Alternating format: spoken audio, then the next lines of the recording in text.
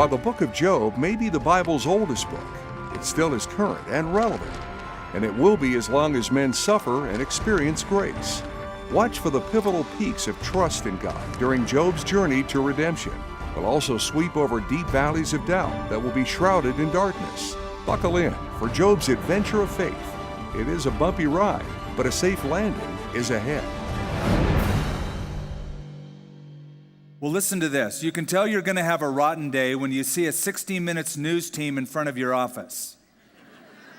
You can tell you're going to have a rotten day when you call the suicide prevention and they put you on hold. You can tell you're going to have a rotten day when your twin sister forgot your birthday. You can tell you're going to have a rotten day when your car horn goes off accidentally and remains stuck for you as you follow a group of Hell's Angels on the freeway. That would be bad. You know you're going to have a rotten day when your income tax check bounces. It's getting to be that time, isn't it? You can tell you're going to have a rotten day when you put both contact lenses in the same eye. You can tell you're going to have a rotten day when you wake up in a hospital all trussed up and your insurance agent tells you that your accident policy covers falling off the roof but not hitting the ground. In the book of Job, we read about a guy who has the ultimate rotten day. Not just a day, a whole period, an episode of his life where things go really, really south. It doesn't start out that way. In fact, the book opens up with a high degree of drama. Here's a guy who's very wealthy, very well off. He owns many animals. He has a great family. In fact, he has 10 children. My mom was one of 10 children. He had 10 kids. He had 7 boys and 3 girls. He had 7,000 sheep, 3,000 camels, 500 head of oxen, and 500 donkeys. Very wealthy, blessed man. And yet, by chapter 2, verse 8, this man is sitting in a heap of ashes with a piece of pottery, and he's scraping himself because of his sores. He loses it all through natural disaster, as well as through a group of terrorists that kill his children. It's a horrible story, and yet it's a story of great redemption, how God uses it in this man's life, and that's the book that is before us tonight. Now, the book of Job, you'd be interested to know, is probably one of the oldest books we have, if not the oldest book in the Bible. We don't exactly know when it is written, but we can safely guess that it was written around the patriarchal age. You say, well, what is the patriarchal age? From the year 2000 to 1000 BC is when the book of Job was written. And there's a few hints in the book that help us out there. Number one, wealth is described in terms of numbers of animals, not in terms of coinage. That's a patriarchal designation. You may remember that both Abraham and Lot, their wealth was described in a similar way. Number two, there's no reference at all to the law of Moses, probably because the law of Moses wasn't in existence yet. Number three, there's no reference at all to any Israelite history, because again, this probably predates Israel's history. Number four, the patriarchal name of God, El Shaddai, appears a lot in this book. In fact, it appears more in the book of Job and Genesis than anywhere else in the scripture. That's an old reckoning of the name of God, more so than a more common or a more updated occurrence. And also, we discover at the end of the book that Job dies at age 140. Now, that kind of longevity was seen in the patriarchal periods just after the flood. Post-Diluvian, antediluvians, they lived a lot longer. Post-Diluvians, they lived much shorter, but still longer than what is common today. Well, Job is a book of suffering. And I know a lot of people here have felt like Job at different times, but probably, and I'm just saying probably, no one here has actually lost what Job lost and suffered like Job suffered. But I can almost guarantee this. I bet everybody in this room has asked the question, why, God? Why would you, if you're loving and just and wonderful, allow me, especially, to suffer? Why do good people, godly people, suffer? How can there be a loving God and at the same time horrible suffering worldwide? Now that issue, you're not the first one to struggle with it. Everyone has struggled with it all the way back. Theologically and philosophically, the term is known as theodicy, Theodicy, theodicy. That's reconciling a loving God and a suffering world. And the book of Job touches specifically on that. One thing the book of Job should end, and that is this notion that if you really believe by faith, and if you have enough faith in God, you'll never suffer. You shouldn't experience disease. You shouldn't experience hardship. All one has to do is read that book, because no one deserved suffering less than Job. He's called the most righteous guy around, and yet nobody or few people have ever suffered as much as Job did. Now here's how you can divide the book. You could divide the book in its literary form, because that really is the natural division of the book. There's first prologue, chapters 1 and 2 is the setup. We call that the prologue. Then chapters 3 through chapters 26 is dialogue, as Job goes back and forth with three of his buddies about the issue of suffering. Chapter 27 through 37 is monologue. Job speaks, a guy named Elihu speaks, and then God speaks. In chapter 38, that monologue could be actually taken into chapter 38 and 39. And then the final section of the book would be epilogue. So you have prologue, dialogue, monologue, and epilogue. That's really how the book is divided. But I don't think we care much about that. I think we really care about the spiritual issues of the book. So here's how I divide the book. First of all, number one, physical malady. Physical malady. Job suffers physically, the loss of his children, livestock, servants. Job suffers physical problems on a personal level. Number two is spiritual reality. Behind the physical malady is something going on in the spiritual realm, a reality that Job has no clue about. He's not privy to it. You and I are through the author of the book, but he is not. Number three, mental agony. Those chapters between chapter 3 and 26, as his friends wrestle with the issue of suffering, as does Job, who's going through it. That mental anguish of why and how, and I can't figure it out. And then finally, number four, eventual victory. There is resolution eventually, and Job does get victory in understanding this problem of pain. So let's begin in chapter 1, verse 1. And one thing you're going to notice tonight, just so you don't go, uh-oh, the time's late, he'll never finish. We're going to spend a lot of time up front. Less time in the dialogue, because I can quickly and easily sum them up, and there is a lot of repetition. But the first two chapters are written in prose. If you have a modern translation, you can just look and notice that. It's written in prose. It's the story that is told. Beginning in chapter 3, we have a poetic section. The rest is basically poetry. And it's one of the most beautiful poetic descriptions we have in the Bible. We are beginning the books of poetry with the book of Job, because it's set out in poetic form. So let's begin in verse 1. There was a man in the land of Uz. Remember when you went to the land of Uz? You say, I don't think I've ever been to the land of Uz. Probably right, unless you've been to Saudi Arabia or Jordan. That area of northern Arabia or southern Edom, modern Jordan, is that area of ancient Uz, whose name was Job. And that man was blameless and upright, one who feared God and shunned evil. He had 7 sons, 3 daughters. They were born to him. Verse 3, also his possessions were 7,000 sheep, 3,000 camels, 500 yoke of oxen, 500 female donkeys, and a very large household.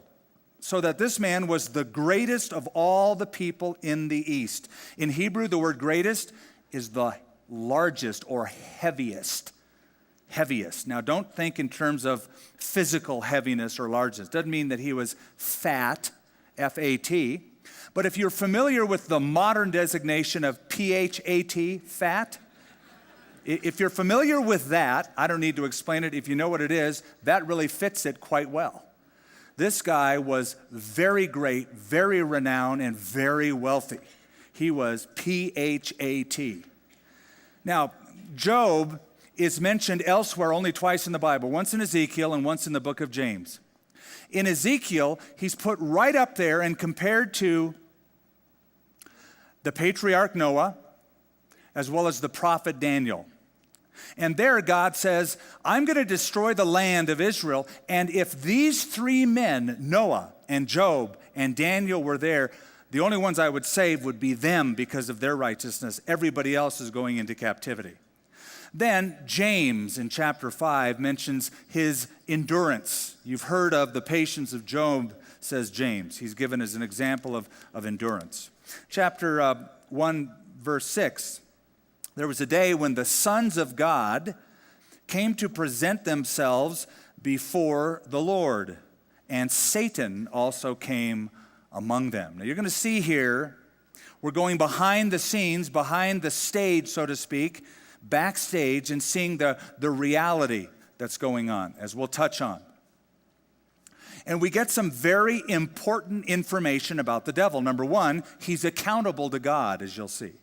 There's a time when the Bar Elohim, the sons of God, which are angelic creations, have to give an account before God.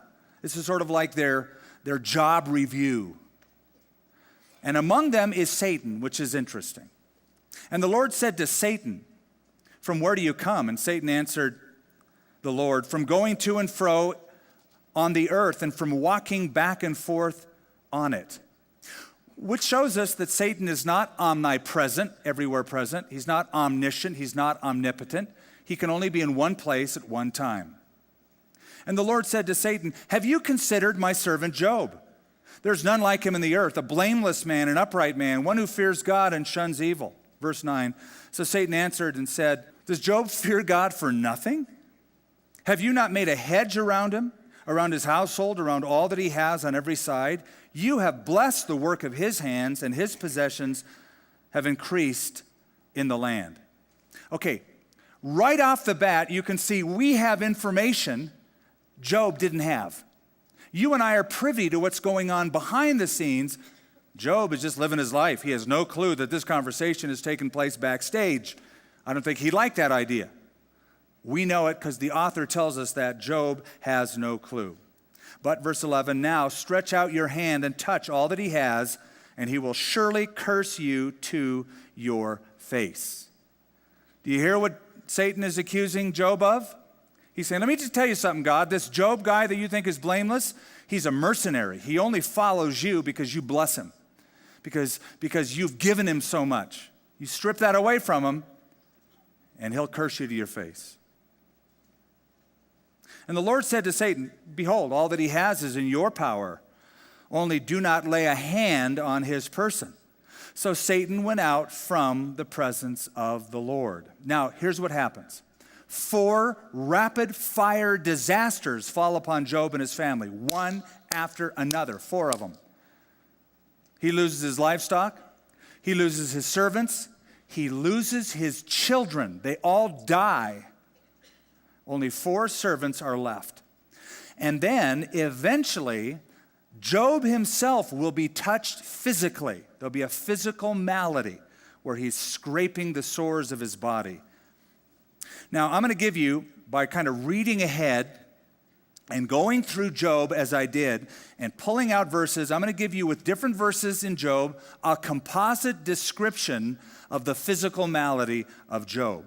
Number 1, he had inflamed lesions and intense itching because of it. Chapter 2, verse 7 and 8. Painful boils from the sole of his foot to the crown of his head, and he took for himself a potsherd, that's a little broken piece of pottery, with which to scrape himself while he sat in the midst of ashes. That's number 1. Number 2, these lacerations in his skins must have either attracted worms or housed maggots. Okay? Chapter 7, verse 5, it says, his body is clothed with worms and scabs. His skin is broken and festering. Number 3, Job developed some sort of osteopathy, bone disease. His bones hurt. There's severe pain. Night pierces my bones. My gnawing pain never rests. And then also, there's a blackening of the skin and a falling off of certain patches of his skin, some kind of a necrosis of the tissue. Chapter 30, verse 30 says, the skin grows black, it peels, and my body burns with fever. Add on top of that, night terrors. You can't sleep when you're in that kind of a pain, and your mind goes crazy. Chapter 7, verse 14, Job says, you frighten me, speaking to God. You frighten me with dreams, and you terrify me with visions. That's the picture. It's as if all of the forces of heaven and earth and hell were unleashed on this one man in a moment. It's like having the great tribulation in your own personal life. Job is going through it. 1 minute safe, comfortable, family, trusting God, blameless, upright. The next moment, he loses it all, which is why the book of Job unsettles us. We're unnerved when we read that could be a possibility. And we understand when we look at the whole of Scripture that just because you trust in Jesus Christ does not make you exempt from suffering. In fact, you discover that God uses suffering for his purpose and your purpose. But it is unnerving at first. Well, Job will go through it, and I submit to you that as he's going through it, since this is sort of a wager between Satan and God, that the whole host of heaven, maybe it's a bad analogy, but picture a balcony of heaven and hell looking at Job to see what he's going to do now that he loses everything. Verse 20, Job arose, tore his robe, shaved his head, and he fell to the ground, and he worshiped. Now, the first part of that is expected. Deep grief. He tore his robe. He's lamenting. He hates what he's experiencing. Job said, naked I came from my mother's womb, and naked I shall return there. The Lord gave, and the Lord has taken away. Blessed be the name of the Lord. In all of this, Job did not sin, nor charge God with wrong. Okay, the first part was expected. Tore his clothes. He's experiencing deep lamentation and grief. That's expected. That's what most people do. That's proper and normal and natural. But the second part of that is unexpected. It says he fell down and he worshiped. You see, it is possible to suffer greatly and worship simultaneously. It is possible. How you feel about God when you suffer is how you feel about God. I'll say that again. I want you to listen to that. How you feel about God when you're suffering is really how you feel about God. It's one thing to bless the Lord when the blessings flow. But when life takes that turn and it looks as though you've lost it all and the bottom drops out, what do you think about God now? This is what Job thought about God now. He said, I came with nothing, I'm leaving with nothing. Blessed be the name of the Lord. In all this, Job did not sin nor charge God with wrong. Now, anybody can say, the Lord gives and the Lord takes away. Because you can say it like this, well, the Lord gives and the Lord takes away. You're just sort of burnt at that whole concept. But it's a whole nother thing to say, and by the way, blessed be the name of the Lord, as Job does here. You see, you're children of God, if you have a relationship through Christ. Sometimes God will calm the storm for his child. We love it when he does. That's what we pray for. At other times, God doesn't do that. At other times, God calms the child of God in the storm. So that in the storm, unabated, still raging, the child of God says, blessed be the name of the Lord. So Job knew what happened, but Job did not know why it happened. We know because we're reading it, he didn't know. So let's look at the spiritual reality. We've seen a little bit of that already. We're going to see more. Who's the main character of the book so far? It's written right at the top. Job. He's the main character of the book. On earth. On earth, he's the main character of the book, but he's not really the main character of the book in the heavenly realms. You go backstage, you go away from the stage of the earth, and you see that there's a couple of other hidden characters who are dealing with the script of this man's life behind the scenes that Job is not privy to. And so, like a movie, what Job is doing is panning and getting you a close shot of the earth and then panning backstage toward heaven in this conversation that Satan and God are having, then back to the earth, then back toward heaven, then back to the dialogue. We're going to see that throughout the book. Chapter 2, verse 1, there was a day when the sons of God came to present themselves before the Lord, and Satan came also among them to present himself before the Lord. And the Lord said to Satan, "From where do you come?" And Satan answered the Lord and said, "From going to and fro on the earth and from walking back and forth on it." This is interesting. If you ask the average person, where does the devil live? Where does he hang out? Most people say, hell. You're wrong, he doesn't. Satan doesn't live in hell. That's a misunderstanding. He will eventually one day be consigned there, but right now he has freedom to roam the earth. And even, interestingly enough, has some sort of access to God, as seen here in both of these chapters.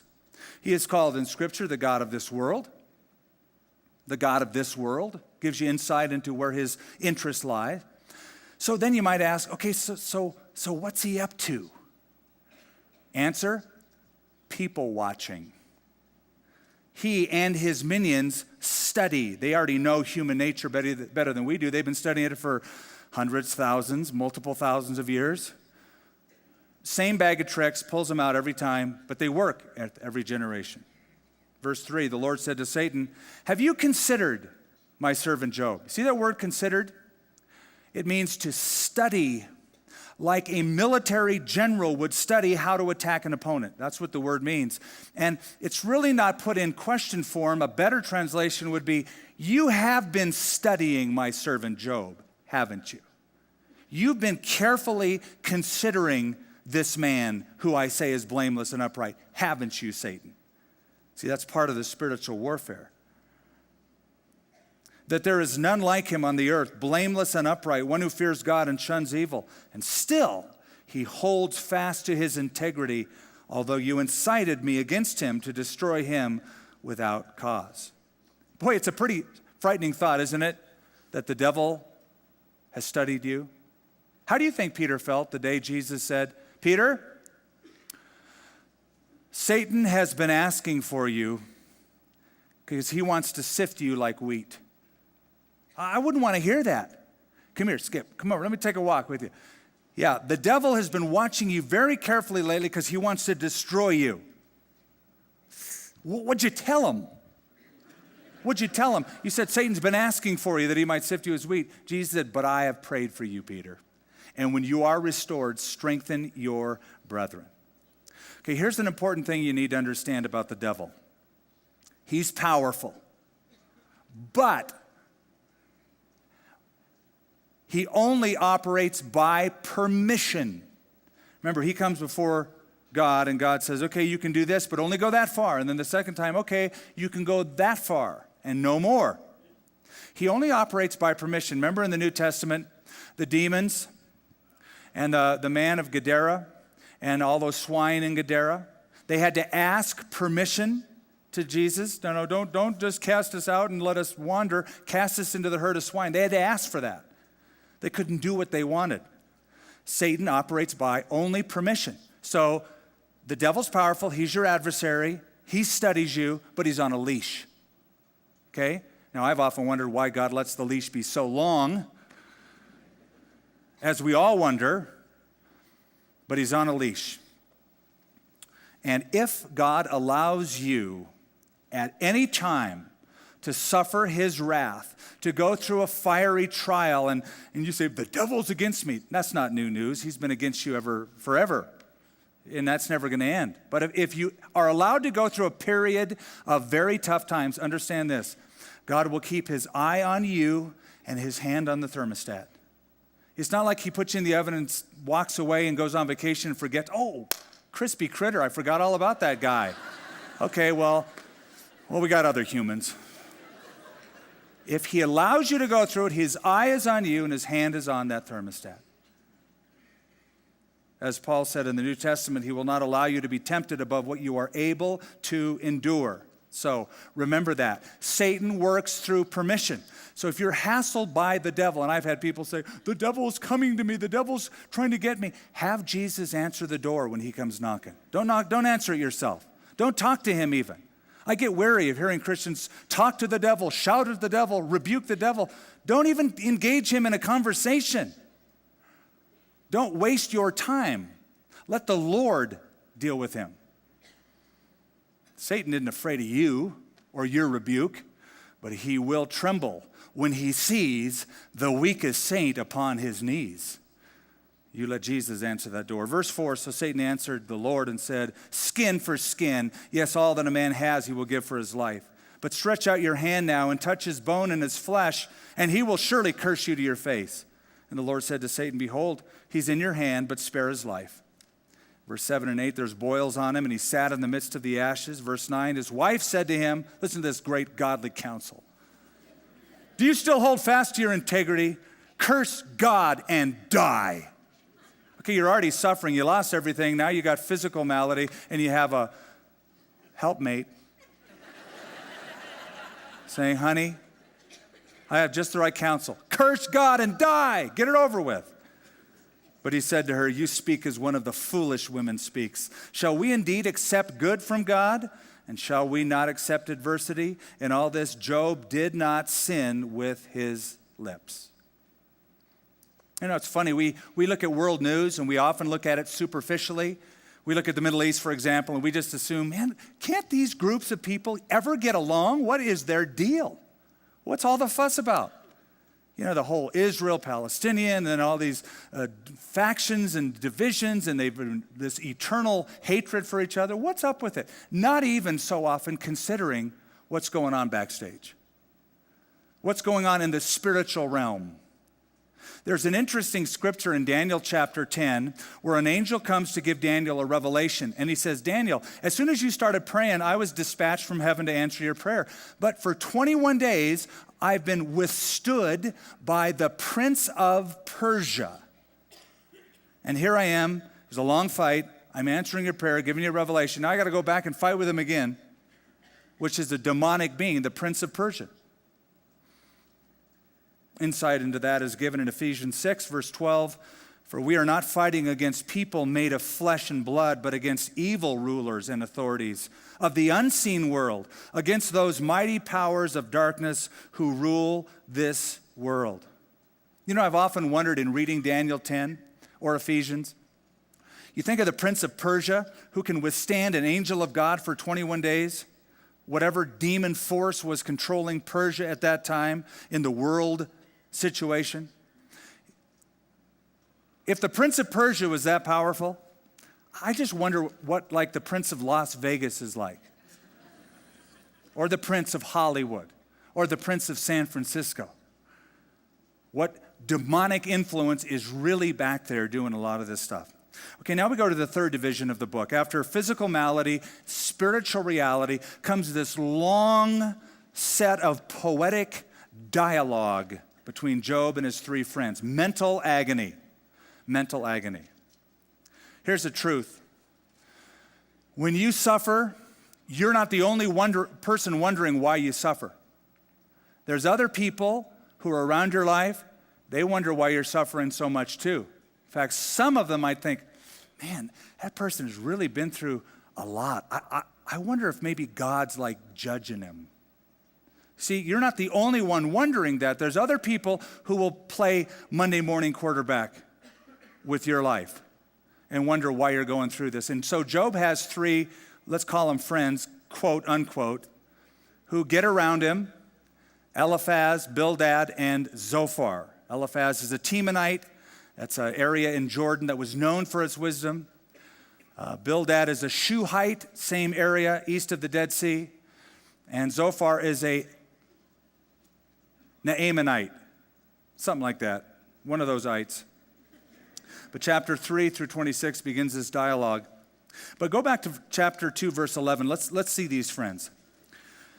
When Job's 3 friends heard of all this adversity that had come upon him, each one came from his own place: Eliphaz the Temanite, Bildad the Shuhite, Zophar the Naamathite. For they had made an appointment together to come and mourn with him. Boy, this is good so far.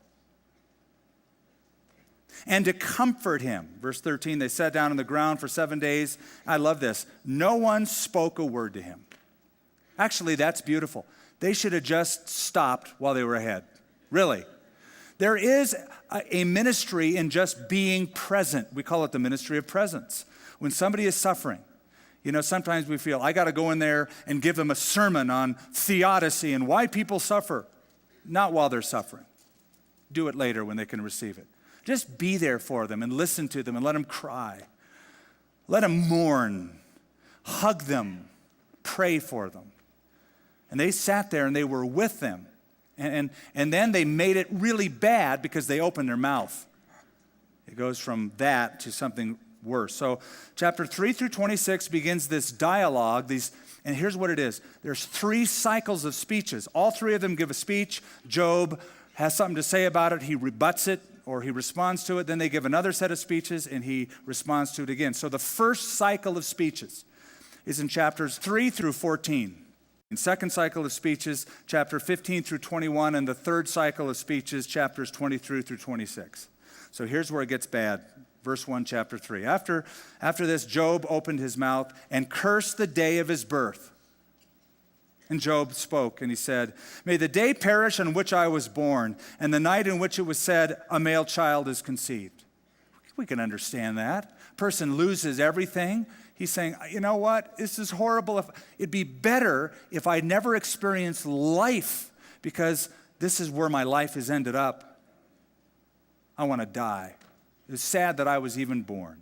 So Eliphaz begins talking to him in chapter 4.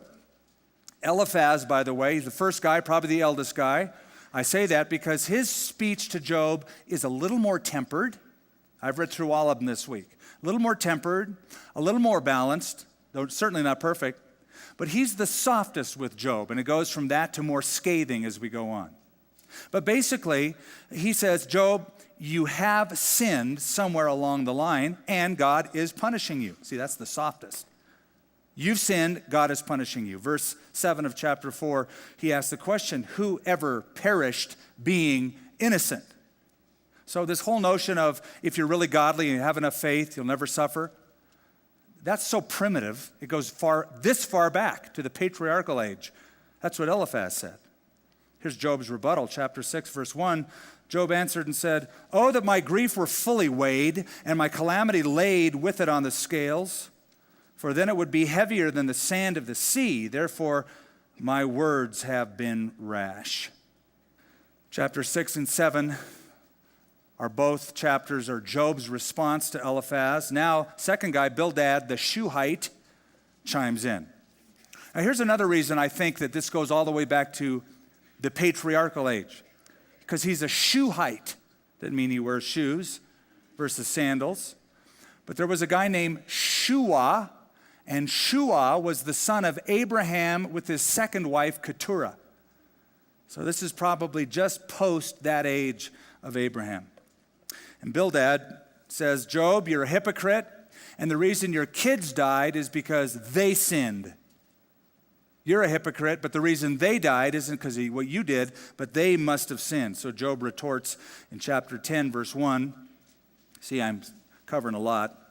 My soul loathes my life. I will give free course to my complaint. I will speak in the bitterness of my soul. I will say to God, do not condemn me.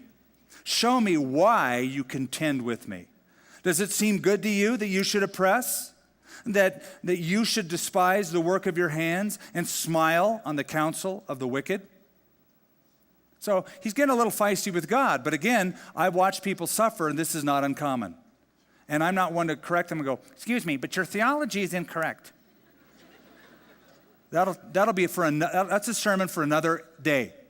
For right now, I want to listen to that. I want to let him weigh his grief because he's saying, you don't understand, you don't feel what I'm feeling. In chapter 11, Zophar chimes in. Now, it's been Zophar so good, but now he comes in and he makes it even worse. And he basically says, okay, look, let me just cut to the chase, Mr. Job. Repent. That's what you need to do. You need to change your ways, your thinking. You're false. You need to repent.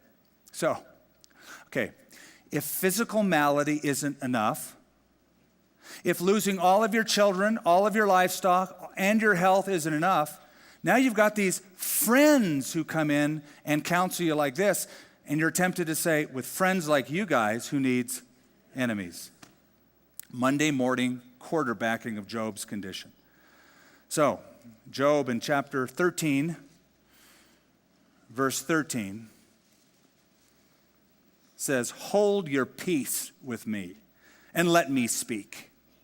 He retorts, he's responding. Then let come on me what may. Verse 15, one of the highlights of the book. Though he, God, though he slay me, yet I will trust him. Even so, I will defend my own ways before him. He also shall be my salvation, for a hypocrite could not come before him. So you know what? I'm going to speak now, guys. I'm going to say this. Even if God kills me, he can kill me. I'm going to go to the grave trusting him. If I lose it all, I'll lose my life. But he's also defending the fact that he's been morally blameless. He hasn't done anything to cause this calamity that's come upon him. Though he slay me, yet I will trust him. That's a great verse for you to underline, to remember. If I lose it all, but I have God, that's what I need. And that's all I need. It was Mother Teresa who said, you'll never know that Jesus is all you need until Jesus is all you've got. Here's a guy who has nothing but God, and he goes, he could kill me, I'll trust him. Now, chapter 15 is Eliphaz's second speech. Job listens to it. Okay, Eliphaz sort of amping it up a little bit this time, kind of turning the volume up. Chapter 16, Job responds. Job's had enough by this time. Listen to what Job says. Job answered and said, I've heard many such things. Miserable comforters are you all. If there's any counselors in the room tonight, this is a good verse to study, to be very careful how you approach people. Shall words of wind have an end? You know what he's saying, don't you? Would you windbags ever shut up? That's a free translation.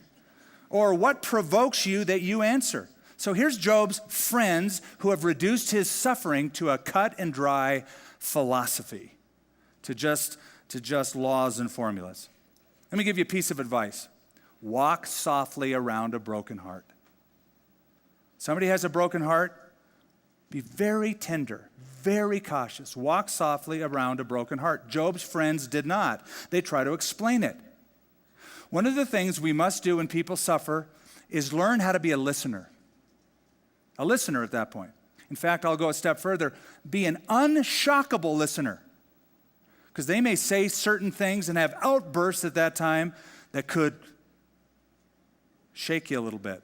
Be an unshockable listener. Imagine if the body of Christ had hundreds, thousands of unshockable listeners. And the information stopped with a listener. How good that would be, how safe people would feel. Now Job wrestles. And as he wrestles, there's flashes of great insight. Chapter 19 is his defense to Bildad, the Shuhite. Chapter 19, verse 23. Again, a highlight of the book. Oh, that my words were written. Oh, that they were inscribed in a book. Little did he know.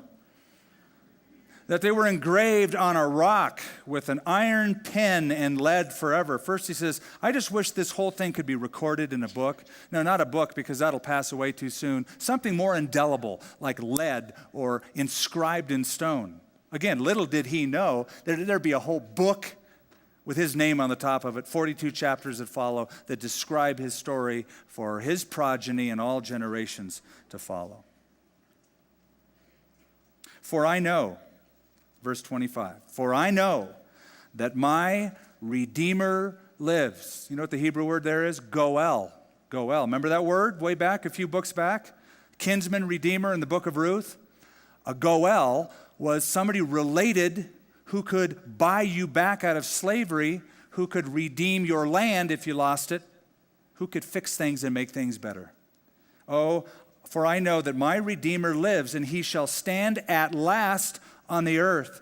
And after my skin is destroyed, this I know, that in my flesh I shall see God, whom I shall see for myself, and my eyes shall behold, and not another, how my heart yearns within me. If you're looking for Jesus Christ in the book of Job, there he is. There he is. This is the Easter message as preached by Job, the patriarch. For I know that my Redeemer lives. And even though I die, and I know that I'm going to die, it's pretty evident that soon I will die, I also know that I'm going to live. Well, how do you live if you die? If you die, you're dead. How can you live if you're dead? Answer, resurrection. The resurrection is pictured in the book of Job. And he says, I know my Redeemer, my kinsman Redeemer lives. This is in anticipation of the Redeemer who is Jesus Christ. So Job pierces beyond the grave into the future with great hope of immortality. He believes he's going to die. He knows he's going to live. Chapter 23. After Eliphaz's third speech, again, Eliphaz comes in, the oldest guy, turns up the volume, has more to say.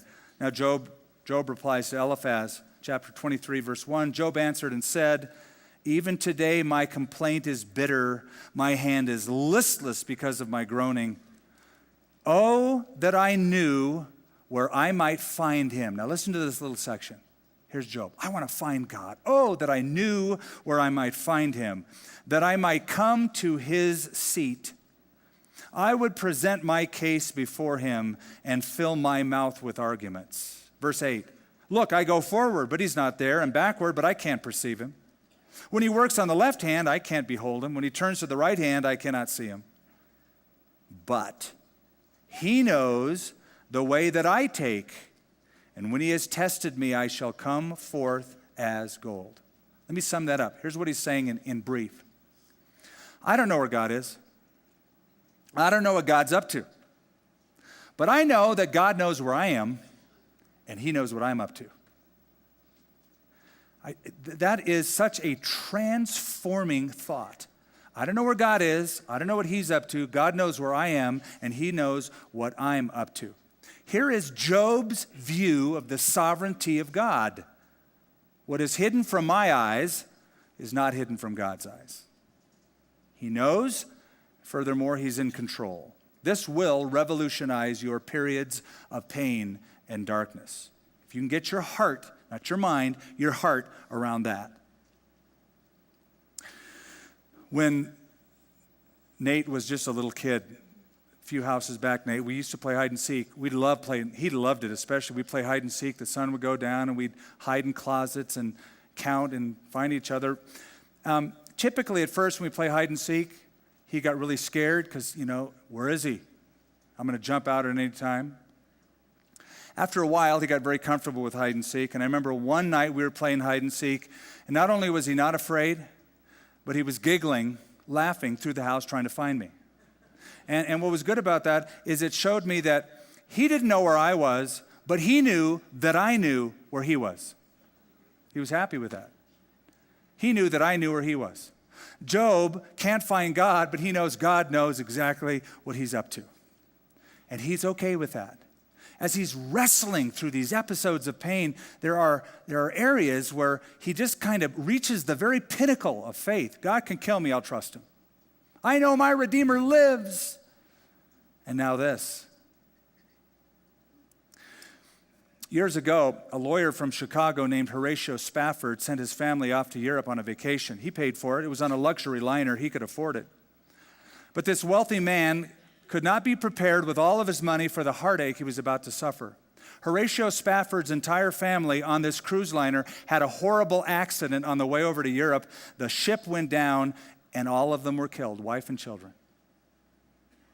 As he was going over across the sea, and the captain pointed out in the ocean where his family had gone down and his children had drowned. And here he is on the deck of this ship going over to Europe. And here's the spot in the ocean where his family has died, his children have died. He writes a song. He writes a song that some of us have sung before. When peace like a river attendeth my way, when sorrows like sea billows roll, whatever my lot, thou hast taught me to say, it is well with my soul. What a statement of faith at a time and a place like that. That's a highlight of a person's faith. You see, whatever you believe about God when you suffer, that's what you really believe about God. Well, Satan is finally silenced. God can be worshiped apart from his gifts. Job is left with nothing but God, but continues to follow God and continues to trust him no matter what.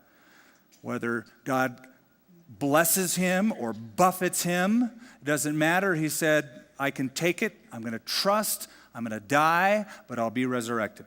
Well, chapter 27 through 42 is a series of monologues. Job talks uninterrupted. A fourth friend named Elihu comes in and reflects back accurately what Job has said. He's probably the youngest guy. He's a little impetuous. He gives his own philosophy, not much different from the others, but slightly. And then God gives a monologue. So we have physical malady, spiritual reality, mental agony, and now the last part of this book, ultimate victory. Chapters 38 through 42, God talks. Finally, the one who's backstage comes out on stage and speaks directly to Job. He ends the debate and he restores Job. Verse 1, the Lord answered Job out of the whirlwind, and he said, who is this? Speaking of him, who is this who darkens counsel by words without knowledge? You know what that means? Who is this who clouds the truth with ignorant words? See, it's absurd to think that a creature can criticize his creator, yet it happens all the time. I hear people criticizing God, shaking their fists, spouting off their philosophy, and God would say, who is this who darkens counsel by words without knowledge? Do you really know what you're talking about? Have you gone backstage and you know everything? And basically, that's where God is with Job. Because look at verse 3. Now prepare yourself like a man, and I will question you, and you shall answer me. Where were you when I laid the foundations of the earth? Tell me if you have understanding. Now, in chapter 38 and 39, God gives Job a science quiz. Okay, Job, let's just take some things that you can see in your environment, and you explain the mysteries of those beings' existence in the heavens, the earth, and several creatures that he picks out here. Verse 5, who determined its measurements? Surely you know. Or who stretched out the line upon it? So look, I'm God. Let's get this straight, Job. I'm God. You're not. I made everything, you didn't. I maintain everything, you don't. And chapter 38 and 39 has that message basically, though garnished somewhat. Chapter 40, verse 3, listen to this. Job gets it. He gets it. Job answered the Lord and he said, behold, I am vile. What shall I answer you? I lay my hand over my mouth. Once I have spoken, but I will not answer. Yes, twice, but I will proceed no further. But God continues his monologue in the following verses, following chapters. His second monologue, if you will, basically stating to Job that God is sovereign and he alone can control what seems uncontrollable. So here's sort of the bottom line message in this second monologue. Okay, Job, if you can't understand my way in the physical world, then you can't understand my way in the spiritual realm. that you cannot see. Here's all the things I'm asking you about that you can see. You can't give me an answer. So how can you presume to think you know about what's going on behind the curtain backstage in the spiritual realm? So Job is now, chapter 42, verse 1, very humble, very submissive. Job answered the Lord and he said, I know that you can do everything and no purpose of yours can be withheld from you. What a statement of sovereignty is that? You asked, who is this who hides counsel without knowledge? Therefore, I have uttered what I did not understand, things too wonderful for me, which I did not know. Listen, please, and let me speak. You said I will question you, and you shall answer me. I have heard of you by the hearing of the ear, but now my eye sees you. Therefore, I abhor myself, and I repent in dust and ashes. Verse 10, the Lord restored Job's losses when he prayed for his friends. Interesting, he had to pray first for his friends, and then God restored everything. These are the friends that were miserable counselors, remember? Indeed, the Lord gave Job twice as much as he had before. Verse 16, after this, Job lived 140 years, and he saw his children and grandchildren for 4 generations. So Job died old and full of days. It's a good description, isn't it? What did the old guy die of? Full of days-itis. I mean, he's an old guy. It's time for him to go. So he was blessed in his old age, but he died with the scars of a very difficult life. Here's where we ought to end this book of Job. Here's the thought we ought to have as we leave tonight. The notion that suffering in the hands of an all-powerful and absolutely loving God can be a wonderful tool for us. Be very careful not to assign everything that hurts you as bad. That's horrible. Why? Because it hurts. That's understandable. That's where you tear the garment and put sackcloth on the head like Job did. But you can't assign everything that hurts you as something bad. It might seem like it's bad. It could actually be very good. Remember, Joseph was sold into slavery into Egypt by his brothers, suffered, was thrown into prison, didn't do anything to deserve any of that stuff. Suffered, but eventually things turned. He became prime minister of Egypt. And he saw his brothers. Remember when they came in to see him and they thought, oh no, we're dead meat. Again, I'm free rendering here. We're dead meat, thus saith the Lord. And Joseph said, you meant it for evil, but God meant it for good, to save many people as it is alive this day. Yeah, you call that good, bad, and I used to call that bad too. It's actually very good. God used this. There's a philosopher named Peter Kreeft of Yale University who gave a very helpful analogy. Okay, so follow this. Imagine a bear trapped in a cage, caught in a bear trap, and a hunter who sees the plight of the bear and wants to release the bear. Now, the bear doesn't know that that's in the mind of the hunter. He doesn't have the ability to comprehend hidden thoughts of a hunter, even communicate. So the hunter wants to release the bear. The bear doesn't know that. The bear sees the hunter, growls, "Arr." The only way to calm the bear down is to shoot a tranquilizing bullet, a syringe into the bear to make him fall asleep.